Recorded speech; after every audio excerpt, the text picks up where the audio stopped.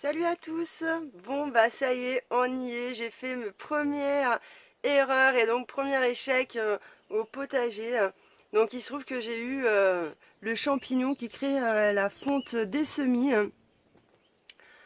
Donc j'ai perdu tous mes œillets d'Inde, tous mes soucis et les pieds de tomates qui étaient partis et qui avaient d'ailleurs résisté au gelé. Donc voilà. Tout ça, c'est foutu. Bon, bah clairement, je suis quand même... je me sens pas trop roulée non plus, parce que déjà, bah, les tomates, j'en avais relancé. Et celles-là, en plus, la nuit, je les mets dans la yourte, donc ce qui fait que clairement, elles avaient presque rattrapé celles que je laissais dans la serre en couche froide. Donc, bon, voilà, je suis pas très... pas trop déçue, quoi, puisqu'il y a l'autre vague, en fin de compte, qui arrive. Et puis bon bah pour les soucis et les œillets d'Inde, clairement, je suis pas déçue non plus parce que bah je me dis c'est que des fleurs, c'est pas bien grave, c'est pas un truc qui se mange et voilà là ma priorité quand même c'est plus d'avoir des trucs qui se mangent que d'avoir des fleurs dans un premier temps.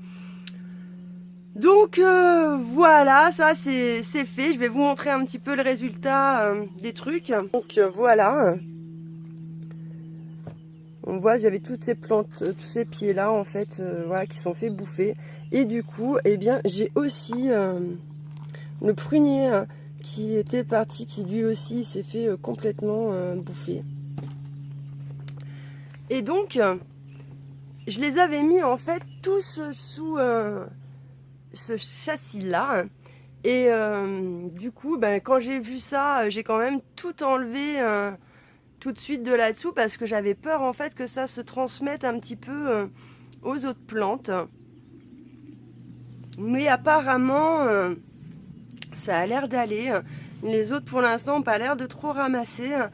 Donc je croise les doigts et puis bah on verra bien la suite un petit peu de ce que ça donne. Mais bon, clairement, je pense que c'est vraiment de mon fait. C'est moi qui ai fait une erreur et en fait, j'ai créé les conditions idéales en fait pour que ce champignon se développe. Parce qu'en fait, le jour où j'ai repiqué en fait mes tomates, mes soucis et les œillets d'Inde, ce qui s'est passé, c'est que j'avais regardé la météo et en fait le souci c'est que chez moi la météo en altitude elle est hyper changeante quoi. Ils ont vraiment du mal à donner un peu une tendance et en fait du jour au lendemain ça peut changer radicalement la météo comparé à ce qu'ils avaient annoncé la veille quoi. Donc bah là c'est ce qui s'est passé, je me suis fait un petit peu avoir. J'avais regardé la météo, ils annonçaient grave du beau, du soleil et tout et en fait j'ai constaté que quand je mets en fait mes godets sous la serre, et bien même si je l'aère et tout, en fait il fait grave chaud dedans dès qu'il y a du soleil, ça monte très vite en température et en fait la terre elle a vite tendance à se dessécher.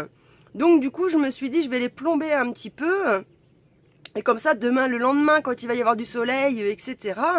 Eh bien je serai tranquille, ça pourra s'évaporer tranquillou et puis j'aurai pas à me stresser à venir regarder si elles ont besoin d'eau ou non. Sauf que, et ben, ce qui s'est passé, c'est que ben, le lendemain, et ben, journée de merde, il a fait hyper froid, c'était humide, bref, tout l'inverse de ce qu'ils avaient annoncé. Et en fait, ça a perduré cet état-là pendant plusieurs jours. Et donc, en fait, j'ai commencé à voir déjà que le terreau, il n'était pas pareil, en fait, dans le même état, vu qu'il était gorgé d'eau et tout, il tournait un peu mal, quoi. Et ça m'avait pas fait ça sur les autres semis. Donc là, j'ai commencé déjà un petit peu à tiquer. Mais le problème, c'est que une fois que c'est gorgé d'eau, c'est soit on déplante toutes les petites godets, on les remet dans du terreau sec, ou soit, il n'y a pas trop de solution en fait pour dessécher la terre à ce moment-là, quoi. Donc j'ai laissé comme ça et puis je me suis dit on verra bien. Et puis voilà le on verra bien de ce qui s'est passé. Donc clairement, je pense que si jamais j'avais moins mis d'eau, je pense que j'aurais pas eu ce souci de fonte des semis. Donc clairement, ce ne sera pas la dernière erreur que je ferai. Hein. Je pense qu'il va y en avoir énormément d'autres. Mais bon, voilà, déjà, au moins, j'aurai appris quelque chose. Et puis de toute façon, on grandit toujours de ses erreurs. Voilà, je vous remercie de m'avoir écouté et je vous dis à bientôt dans une prochaine vidéo.